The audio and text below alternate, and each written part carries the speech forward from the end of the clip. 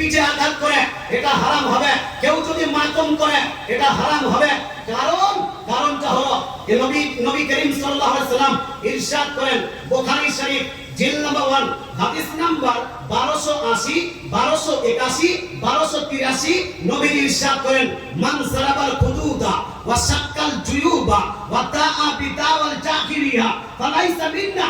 দয়াল নবী মানবী ইরশাদ করেন কারো মৃত্যুকে কেন্দ্র করে, কারো ইন্তেকালকে কেন্দ্র করে, কারো শাহাদাতকে কেন্দ্র করে কেউ যদি মুখে আঘাত করে, শরীরে আঘাত করে, কাপড় এলোমেলো করে, হায় হায় করে চিৎকার করে কান্না করে, সেই ব্যক্তি আমার দলের অন্তর্ভুক্ত হতে পারে না।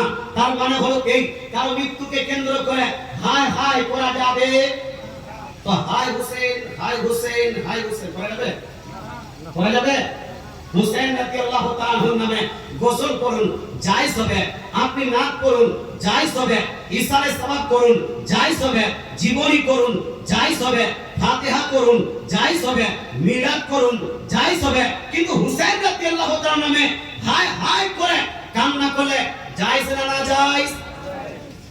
জায়েজ বলছেন? না জায়েজ। না জায়েজ। কেউ যদি পিঠে আঘাত করে ব্লেডে ছুরির ব্লেড মেরে রক্ত ঝরায় এটা জায়েজ না না জায়েজ? এই মানা কে করেছেন? রাসূলুল্লাহ। এবার যদি কেউ ওই বীরভূমের কোন বক্তা অথবা আপনার 24 পরগনার কোন বক্তা, হুগলির কোন বক্তা, মুর্শিদাবাদের কোন বক্তা বলে না না না মাতম করা যায়, মাতম করলে আপনার নেকি পাওয়া যাবে, আমি বলবো ভাই আপনাকে বলতে চাই আমার রাসূল বলছেন পিঠে আঘাত করা যাবে না, বুকে থাপ্পড় মারা যাবে না, মুখে থাপ্পড় মারা যাবে না, কাপড় ছিন্ন করা যাবে না, হায় হায় করে কান্না করা যাবে না। আমার রাসূল যখন বলে গেছেন গোটা দুনিয়ার বক্তারা যদি বলে না না যাবে, আমি বলবো গোটা দুনিয়ার বক্তা একদিকে, আমার রাসূলুল্লাহ একদিকে, একজন মুসলমান যাবে কোন দিকে? তো মুসলমানের স্লোগান হবে দয়ার নবী যেই দিকে আমরা আছি, দয়ার রাসূল যেই দিকে আমরা আছি সেই দিকে। মুসলমান একবার দরুদ শরীফ আল্লাহ।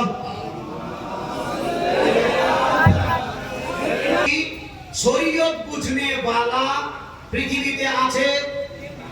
নাই না? আমি গ্যারান্টি দিলাম, বুখারী শরীফের রেফারেন্স দিলাম, বাংলা বুখারীতে যে রেফারেন্সটা দিলাম বাংলা বুখারীতেও পাবেন। তাহলে যদি পেয়ে যান তাহলে ওই সমস্ত কাজ বন্ধ করতে হবে না? হবে না? আমাদের সুন্নি মুসলমানদের মধ্যেও কিছু মানুষ আছে যারা আপনাদের দেশে মুরসিয়া করে না? করে না? সুনান ইবনে মাজার মধ্যে সাহাবী রাসূল বলছেন নাহা রাসূলুল্লাহ সাল্লাল্লাহু তাআলা আলাইহি ওয়াসাল্লাম আনিল মারাসি। মারাসি এটা বহুবচন, এর একবচন হলো মুরসিয়া। একবচন কি? মুরসিয়া। অর্থাৎ আল্লাহ তাআলা রাসূলের প্রসঙ্গে সাহাবী বলছেন নবীজি সাল্লাল্লাহু আলাইহি ওয়াসাল্লাম মৃত্যুকে কেন্দ্র করে, মৃত্যুকে কেন্দ্র করে শোক গাথা অর্থাৎ মুরসিয়া করতে নবীজি নিষেধ করেছেন। জোরে বলেন সুবহানাল্লাহ। নিষেধ করলেন কে? আচ্ছা নবীজি যদি নিষেধ করেন আপনি চালু করতে পারবেন? চালু করতে পারবেন? আমি পারবো? আপনার পীর সাহেব পারবেন? আমার পীর সাহেবকে মানি কেন? শরীয়তের বিপক্ষে যাওয়ার কারণে না শরীয়তের পক্ষে যাওয়ার কারণে? কোনটা? শরীয়তের খেলাফ করার কারণে, শরীয়তের প্রচার করার কারণে? মুসলমান কিন্তু আপনার এই এলাকায় কিছু কিছু পীর আছে যারা বলে যে না না না না মুরসিয়া করা যাবে, সবই করা যাবে। মুসলমান আপনাকে বলতে চাই এগুলা জায়েজ নয়, আপনি কম্পিটিশন করতে পারবেন না। মুহররমে যেটা জায়েজ সেটা আমি আপনাকে বললাম। মুহররম মাসে সবথেকে বেশি নেকি পাওয়া যায় যেই কাজে, সেই কাজটা হলো নবীজির সুন্নাত, সাহাবীদের সুন্নাত মোতাবেক মুহররমের 9 তারিখে, মুহররমের 10 তারিখে 2 দিন আপনি রোজা রাখবেন। আর যদি বেশি রাখতে চান তাহলে মুহররমের 1 তারিখ থেকে নিয়ে মুহররমের 10 তারিখে আপনি রোজা রাখবেন। এর থেকেও যদি বেশি রোজা রাখতে চান আমার রাসূল ইরশাদ করেন বুখারী সহিহ মুসলিম শরীফ হাদিস, রমজান শরীফের পরে পরে যেই মাসে রোজা রাখলে সবথেকে বেশি নেকি পাওয়া যায় সেটা হলো শাহরুল্লাহ আল মুহররম। সেই মাসটা হলো মুহররম মাস। ধরে বলে সুবহানাল্লাহ। কেউ যদি গোটা মুহররম মাসে রোজা রাখে আল্লাহ রাসূল বলছেন এ অসংখ্য নেকি পাবে। তাহলে বোঝা গেল রমজান মাসের পরে পরে সবথেকে বেশি নেকি পাওয়া যায় রোজা রাখলে কোন দিন? আচ্ছা মুহররম মাসে রোজা রাখবো না কুদাকুদি করবো? কোনটা? অনেকগুলো জায়গাতে আবার মাটির ঘোড়া মান্যত করে, এইদিকে হতো না? হ্যাঁ মাটির ঘোড়া মাটির ঘোড়া মান্যত করছে, বাচ্চা অসুস্থ, বলছে আল্লাহ বাচ্চাকে সুস্থ করে দিলে আমি একটা মাটির ঘোড়া দিব মুহররম মাসে। কেউ বলছে আমার যদি বহু ভালো পাই তাহলে আমি মাটির ঘোড়া দিব। কারো ব্রেকআপ হয়ে গেছে কারো গার্লফ্রেন্ডের সঙ্গে, ওই গার্লফ্রেন্ডকে মেকআপ করার জন্য আবারও মাটির ঘোড়ার মান্যত করে নিল। মুসলমান মুহররমে আসলেই অনেকগুলো জায়গাতে ইমাম বাড়াতে থানে গিয়ে দেখা যায় মাটির ঘোড়াগুলো আছে কি নাই? আছে। আচ্ছা আপনাকে একটা কথা জিজ্ঞেস করি, এই মাটির ঘোড়াগুলো মূর্তি হয় কিনা? লজিক্যালি বলেন না, মূর্তি হয় না?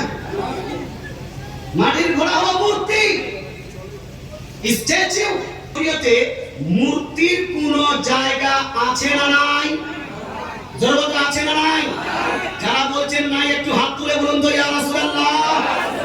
তাহলে ইসলাম শরীয়তে যদি মূর্তির জায়গা না হয় তাহলে ইমাম হোসেন রাদিয়াল্লাহু তাআলা আনহু কি ইসলাম প্রচার করতে গিয়েছিলেন না ইসলামকে ধ্বংস করতে? কোনটা? আচ্ছা, ইসলাম প্রচার করতে গেছেন। এবার বলুন তো ইমাম হোসেনকে যারা ভালোবাসে তাদেরকে ইসলামের পক্ষে কাজ করতে হবে না বিপক্ষে? আমার নবী এসেছেন, যেই দিন নবী জন্মগ্রহণ করলেন মূর্তিরা আপনি ভেঙে পড়ে গেল। আমার নবী এসেছেন, যেই দিন আপনার কাবা গৃহে গেছেন মূর্তির মুখে লাঠি দিয়ে রাসূল পাক সাল্লাল্লাহু আলাইহি ওয়াসাল্লাম ভেঙেছেন। হে মুসলমান, আপনাকে বলতে চাই মূর্তির সঙ্গে ইসলামের কোনো সম্পর্ক ছিল না, আগামীতেও থাকতে পারে না। এই জন্য যেই ব্যক্তিরা মুহররম মাসকে কেন্দ্র করে মূর্তির মান্যত করে কাল কিয়ামতের মাঠে উত্তপ্ত ময়দানে কঠিন আসবে দিনে এই মাটির ঘোড়া আর ওই ব্যক্তিকে একসঙ্গে জাহান্নামে নিক্ষেপ করা হবে। মুসলমান, আপনাকে বলতে চাই মুহররম মাসে মূর্তি চলবে। আচ্ছা, অন্য মাসে কি চলবে? অন্য মাসে চলবে না। মূর্তি যদি না চলে, অনেকগুলো জায়গাতে তাজিয়া তৈরি করছে, তাজিয়ার মাথাটা একদম দুর্গার মতো। ছবি আছে না? দাঁড়া রে, একটু দাঁড়া, 10 মিনিট আর দাঁড়া। ওরা তৈরি করছে। মুসলমান, আপনাদের মধ্যে কে গোড়া দেখেছেন? আমি তো দেখতে পাইনি। আপনি দেখেছেন ভাই? কোমর অবধি নিতে বলেছে। আপনারা দেখেছেন কেউ গোড়া? যদি আপনি না দেখেন বানাবেন কিভাবে? যদি আপনি না দেখেন গোড়া, তো গোড়াটা তৈরি করবেন কি করে? মুসলমান, খবরদার হুঁশিয়ার।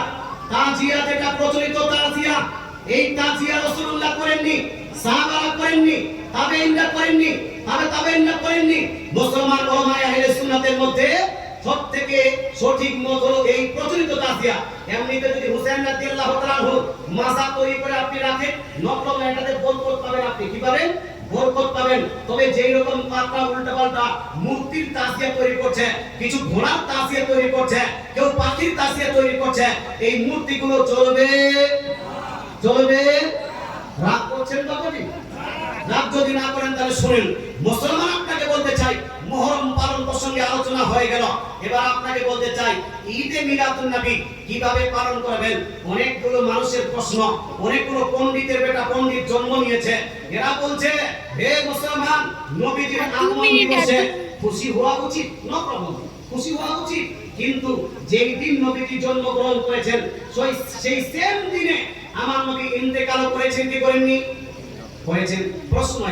প্রশ্নটা হলো এই, নবীজি এসেছেন এর জন্য খুশি পালন করতে হবে, কিন্তু নবীজি সেই সেম দিনে 12ই রবিউল আউয়ালে ইন্তেকাল তো করেছেন, তাহলে ইন্তেকালকে কেন্দ্র করে শোক পালন করা উচিত?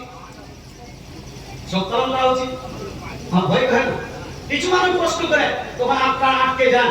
মুসলমান, আপনাকে বলতে চাই কেউ বলছে আগমনের জন্য খুশি আর ইন্তেকালের জন্য শোক, তাহলে আপনি আধা দিন খুশি পালন করুন, আধা দিন শোক পালন করুন। কেউ আবার এর থেকে একটু আরো লজিক লাগিয়ে যে দেখেন নবীজি জন্মগ্রহণ করলেন, তারপরে ইন্তেকাল করলেন, এই জন্ম থেকে ইন্তেকাল এই পিরিয়ডটা, এটা কি 63 বছরের পিরিয়ড? এটা কি আপনারা পেয়েছেন? না, এটা তো পাননি। ইন্তেকালের পরে এই যে আপনার 1400 বছর চলছে, এই পিরিয়ডটা পেয়েছেন? হ্যাঁ, তাহলে জন্মের পরে ইন্তেকাল পর্যন্ত যেই পিরিয়ড, সেই পিরিয়ড তো আপনারা পাননি। তাহলে এই হিসাবে খুশি পালন করা তো উচিত নয় আপনাদেরকে। আপনারা পেয়েছি ইন্তেকালের পরে পিরিয়ড, তাহলে দুঃখ পালন করুন, এইরকম কিছু প্রকাশ করে আপনার প্রশ্ন করে। কিন্তু ভাই এই প্রশ্নের উত্তর আমরা অনেকবার দিয়েছি, আজকেও দিতে চাই। আচ্ছা বলেন তো ভাই, একজন ব্যক্তি মারা গেছে, মারা যাওয়ার পরে তার মৃত্যুকে কেন্দ্র করে ইন্তেকাল